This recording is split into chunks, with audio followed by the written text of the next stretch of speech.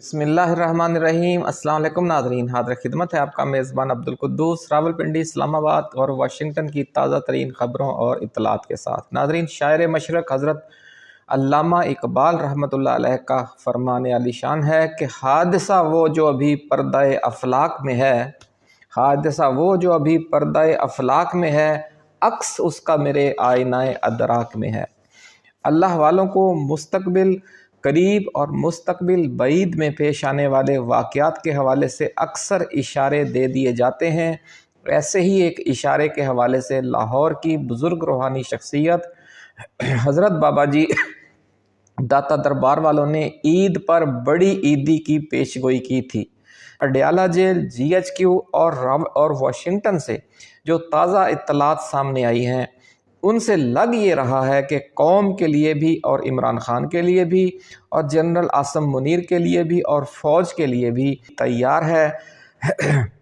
اسے کچھ لوگوں کی طرف سے chairman joint chiefs of staff committee general Sahir Shamshad Mirza کا مشن امپاسبل بھی قرار دیا جا رہا ہے، کیونکہ بظاہر یہ کام اب ہونے جا رہا ہے اور جس کی اطلاعات آئی ہیں بڑی دھماکہ خیز، بظاہر یہ امپاسبل یعنی ناممکن ہی لگتا ہے، لیکن جو بڑے لوگ ہوتے ہیں با حوصلہ ہمت اور صبر و استقامت سے کام لینے والے، وہ مشن امپاسبل کو ہی پاسبل کرتے ہیں۔ ناظرین، دعویٰ یہ کیا جا رہا ہے کہ یہ مشن امپاسبل کامیاب ہو چکا ہے، یعنی پاسبل ہو چکا ہے۔ معاملات کو مزید بگاڑ کی طرف جانے سے روکنے اور موجودہ دلدل سے نکلنے کی خاطر جنرل عاصم منیر کو منانے میں جو جرنیلوں کا چکوال گروپ ہے وہ کامیاب ہو چکا ہے۔ بڑی خبر ناظرین ہم آپ کے ساتھ شیئر کر رہے ہیں۔ اس حوالے سے جنرل ساحر شمشاد مرزا اور D G I S I general Asim Malik کا نام سب سے زیادہ کیوں لیا جا رہا ہے، آج اس پر بھی بات کریں گے۔ کیا واقعی فوج نے عمران خان کی شرط مان کر پیچھے ہٹنے کا فیصلہ کر لیا ہے، اور یہ کہ اس شرط پر عمل درآمد کے دوران عدلیہ، میڈیا اور بیوروکریسی پر نافذ غیر اعلانیہ مارشل لاء کے خاتمے کے بدلے میں عمران خان نے اسٹیبلشمنٹ کی کون سی بڑی شرط تسلیم کر لی ہے۔ بہت اہم ویڈیو ہے ناظرین آج کی، یہ خبر بھی آج ہم آپ کے ساتھ شیئر کریں گے۔ ذرائع کا ناظرین دعویٰ ہے کہ جب سے پچھلے 24 گھنٹوں کے دوران یہ سینہ گزٹ باہر نکلی ہے کہ جنرل ساحر شمشاد مرزا کا مشن امپاسبل پاسبل ہو چکا ہے، یہاں راولپنڈی اسلام آباد کے پاور کوریڈورز میں زلزلہ برپا ہے، اور یہ کہا جا رہا ہے کہ نون لیگ اور پیپلز پارٹی سمیت ان تمام لوگوں کی خراب ہو گئی ہے جن کا خیال یہ تھا کہ شروع ہونے والی پی ٹی آئی کی نئی احتجاجی تحریک سے بھی اسی انداز میں نمٹا جائے گا جس طرح 26 نومبر کو ڈی چوک میں پچھلے احتجاجی مارچ سے نمٹا گیا تھا۔ ناظرین، فارم 47 والے موجودہ رجیم کو ہر صورت میں برسر اقتدار رکھے گی، چاہے اس کے لیے ملک میں خون کی مزید کتنی ہی ہولی کیوں نہ کھیلنی پڑے۔ یہ جو سوچ تھی اس کو اب بڑا دھچکا لگ چکا ہے، ایسا کہنا ہے ذرائع کا، کہ کیونکہ امریکہ میں ہونے والی جو ڈیولپمنٹس ہیں جو ہم آپ کے ساتھ شیئر کر چکے ہیں، اور جی ایچ کیو میں چند ہفتوں سے جو جرنیلوں کے لیول پر انٹلیکچول ڈائیلاگ جاری تھا، آپس میں جو بحث و مباحثہ ہوتا ہے جسے آپ کہہ سکتے ہیں کہ پولیٹیکل وار گیمز، وہ جو جاری تھیں، اس میں وہ لوگ کامیاب ہو گئے ہیں جو معاملات کو مکمل بگاڑ کی طرف جانے سے بچنا چاہتے ہیں۔ ناظرین، اس گروپ کا یہ موقف تھا اور یہ موقف ہے کہ پرامن انداز میں دلدل سے نکلا جائے۔ یہ بھی کہا جا رہا ہے کہ عمران خان کے کیسز کو طویل پیشیوں کے ذریعے التوا میں ڈالنے کا فیصلہ بھی اسی لیے کیا گیا تھا کیونکہ فوج ابھی خود بھی ذہنی طور پر کلیئر نہیں تھی کہ اسے آنے والے مہینوں میں کیا پالیسی اختیار کرنی ہے۔ اس دوران ناظرین، اڈیالہ جیل میں عمران خان کے ساتھ طویل ٹریک ٹو خفیہ مذاکرات کا سلسلہ بھی جاری رہا، یہ کہنا ہے ذرائع کا۔ اب ذرائع کا یہ دعویٰ ہے کہ general Sahir Shamshad Mirza army chief general Asim Munir کو منانے اور عمران خان کے ساتھ ایک فارمولے پر معاملات طے کرنے پر آمادہ کرنے میں کامیاب ہو گئے ہیں۔ اس بہت بڑی پیش رفت پر پہنچنے میں ناظرین یہ تفصیل بھی آج ہم آپ کے ساتھ شیئر کریں گے۔ ویڈیو کی ڈیٹیل میں جانے سے پہلے ناظرین ہم اپنے نئے آنے والے دوستوں کو یہ یاد دلانا چاہتے ہیں کہ یہ چینل آپ کا اپنا ہے، اور اس لیے آپ اسے سبسکرائب کر کے گھنٹی کا نشان ضرور دبا دیں تاکہ ہماری نئی آنے والی ایسی ہی ایکسکلوسیو اور ریسرچ بیسڈ ویڈیوز آپ کو بر وقت ملتی رہیں اور کوئی اہم ویڈیو آپ کی نظروں میں آنے سے رہ نہ جائے۔ ناظرین، امریکہ اپنے دوست اور دشمن ممالک پر کس طرح دباؤ ڈالتا ہے، اس کی تازہ ترین مثال افغانستان کی جو طالبان حکومت ہے اسے راہ راست پر لانے والی ایکٹیویٹی ہے، جس کے جو سرخیل ہیں وہ ظلم خلیل ذات تھے۔ ناظرین، کانگریس میں 1 مارچ کو بل 94 پیش کیا گیا جس میں پاکستان کا نان نیٹو الائی کا اسٹیٹس ختم کرنے کا کہا گیا۔ یہ بل بظاہر پاکستان کے خلاف تھا، لیکن اس کا جو اصل مقصد تھا وہ افغانستان پر دباؤ ڈالنا تھا۔ ایریزونا سے ریپبلکن پارٹی کے رکن اینڈی بگز نے یہ بل پیش کیا اور اس بل میں یہ کہا گیا تھا کہ جو پاکستان بڑا نان نیٹو اتحادی ہونے کی وجہ سے امریکہ سے کروڑوں ڈالرز کی اربوں ڈالرز کی فوجی سپلائی اور امداد مسلسل حاصل کر رہا ہے، یہ ختم کر دی جائے۔ پاک فوج کو امریکہ کے defence development and research projects میں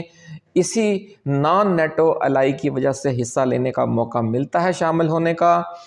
اس بل میں مطالبہ کیا گیا تھا کہ پاکستان افغانستان حکومت میں شامل مختلف طالبان دھڑوں، خاص طور پر حقانی نیٹ ورک کے خلاف کارروائی کرے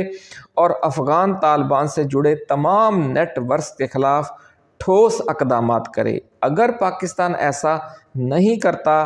تو پھر صدر امریکہ پاکستان سے اس کا نان نیٹو اتحادی کا اسٹیٹس واپس لے لیں۔ یہ بل ناظرین کانگریس کی کمیٹی برائے فارن افیئرز کے حوالے کر دیا گیا تھا 1 مارچ کے بعد، یعنی مارچ کے پہلے ہفتے میں ہی۔ تو انہی دنوں میں آپ دیکھ رہے ہوں گے کہ پاکستان اور افغانستان کے حالات خراب تھے، تورخم بارڈر بند تھا اور بھی بہت سے یعنی کہ بات چل رہی تھی، سخت الزامات کا تبادلہ تھا کہ جو افغانستان ہے وہاں سے دہشت گرد آ رہے ہیں، پاکستان میں ایسے واقعات بھی پیش آئے اور یوں محسوس ہو رہا تھا کہ پاکستان افغانستان کے اندر میزائلوں سے، ڈرون طیاروں سے، کمانڈوز کے ذریعے اور F-16 طیاروں کے ذریعے آپریشن کرنے جا رہا ہے۔ یہ منظر آپ کو یاد ہوگا۔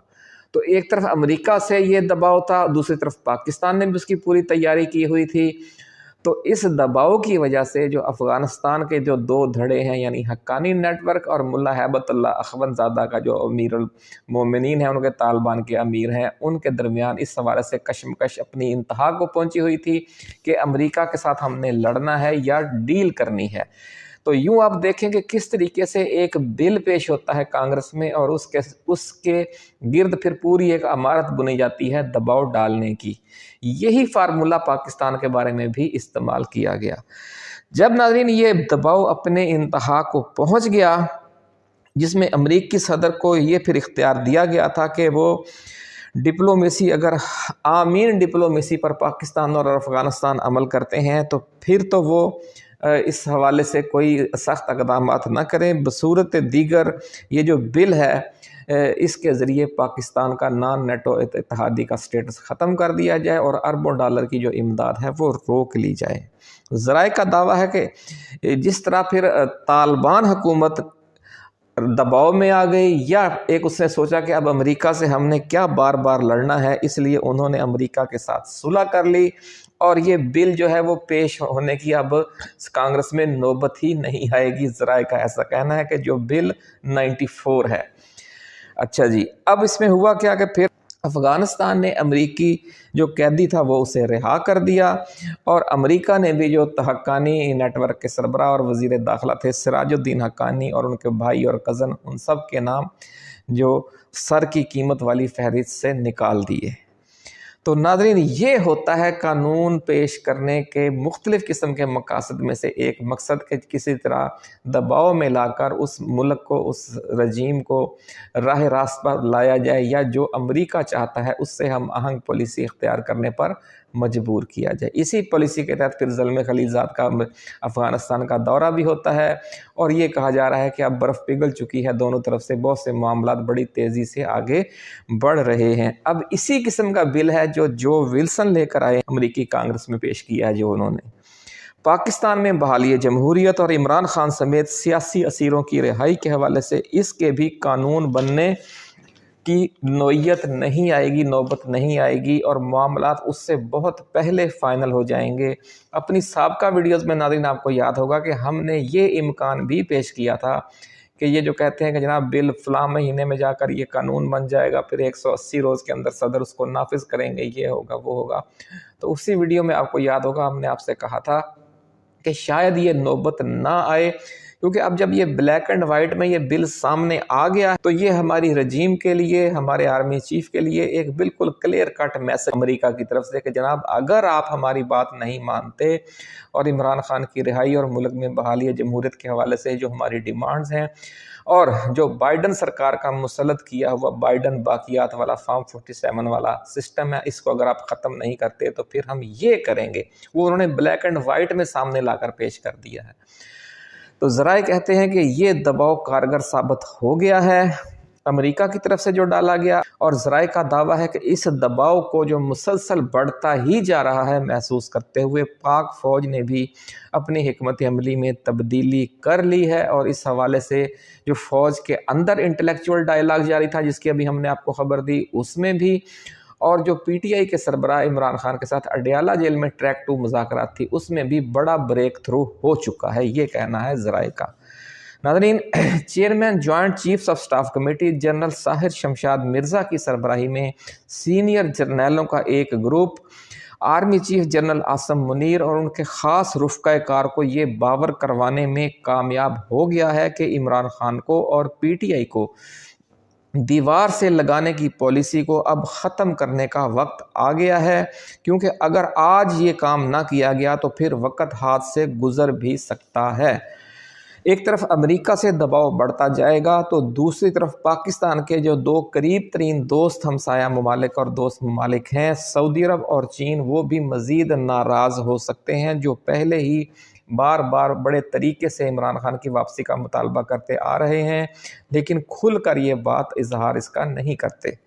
اس لیے بہتر یہی ہے کہ پی ٹی آئی کی شروع ہونے والی نئی ملک گیر احتجاجی تحریک کو 26 نومبر کے ڈی چوک قتل عام کے انداز میں کچلنے کی کوشش نہ کی جائے، کیونکہ ایک بار پھر یہ راستہ اختیار کرنا ملک و قوم کو مکمل تباہی اور خلفشار کی دلدل میں ڈالنے کے اور گڑھے میں لے جانے کے مترادف ہوگا۔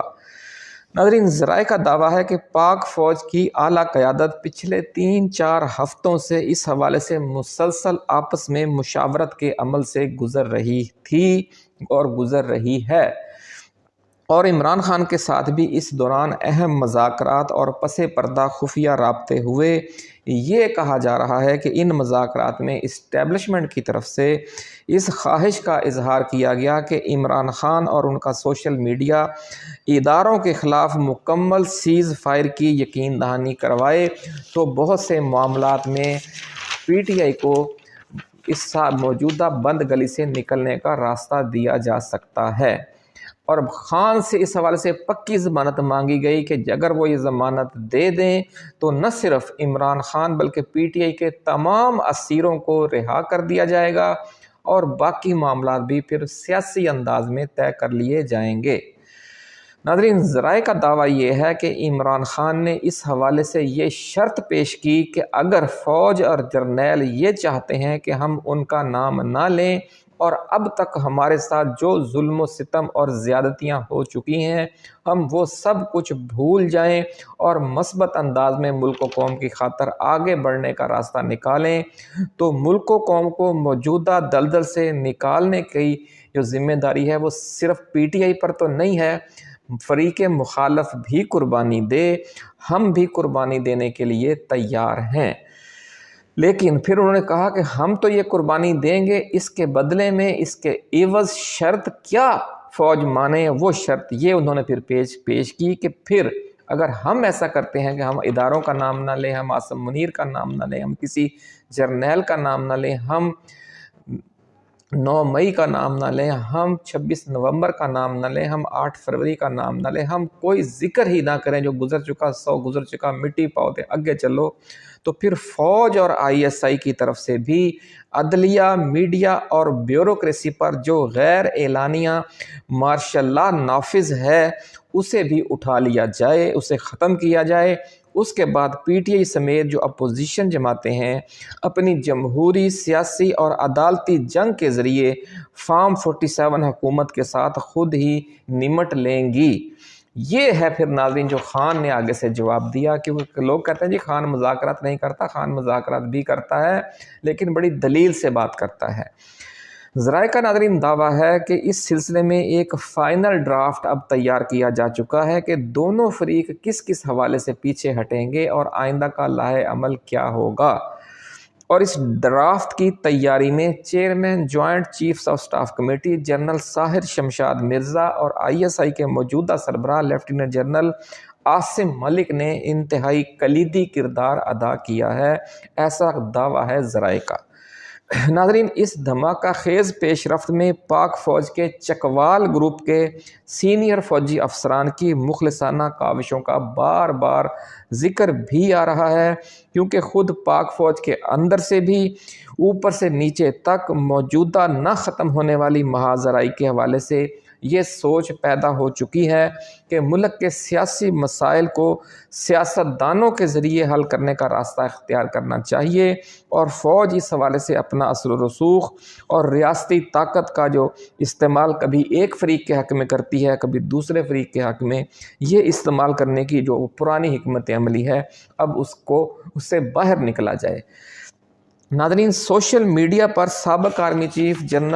جنرل جہانگیر کرامت کے مبینہ بیانات کے حوالے سے بھی بہت شور مچا ہوا ہے آج کل، اور ایک پرانی ویڈیو بھی دوبارہ اپلوڈ کی جا رہی ہے، لیکن ہم نے اس حوالے سے جب فیکٹ چیک کیا ہے تو یہ ثابت ہو گیا ہے کہ جنرل جہانگیر کرامت نے موجودہ army chief general Asim Munir کے حوالے سے کوئی بیان نہیں دیا، اور جس شخصیت کو جہانگیر کرامت کہہ کر ان کی ایک پرانی ویڈیو شیئر کی جا رہی ہے وہ غالباً ایکس سروس مین سوسائٹی کے ایک سینئر ترین رہنما لیفٹیننٹ جنرل ریٹائرڈ محمود کی ہے، جو غالباً ایکس سروس مین سوسائٹی کے جو بانیان ہیں ان میں شامل تھے۔ ناظرین ذرائع کا کہنا ہے کہ پاک فوج میں سپاہی کے لیول سے جرنیلوں کی سطح تک چکوال گروپ ہمیشہ سے ایک اکثریتی اور مؤثر دھڑا سمجھا جاتا رہا ہے۔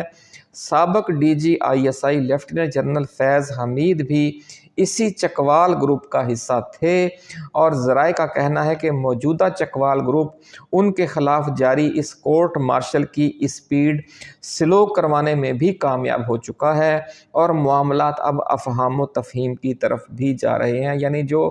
فیض حمید کا معاملہ ہے وہاں بھی وہ جو دھونس دھاندلی والا اسٹائل ہے اب وہ اختیار نہیں کیا جا رہا اور انہیں ریلیف دیا جا چکا ہے۔ یہ ویڈیو ہم آپ کے ساتھ پہلے بھی کر چکے ہیں، آج سے 15-20 دن یا شاید 10 دن پہلے۔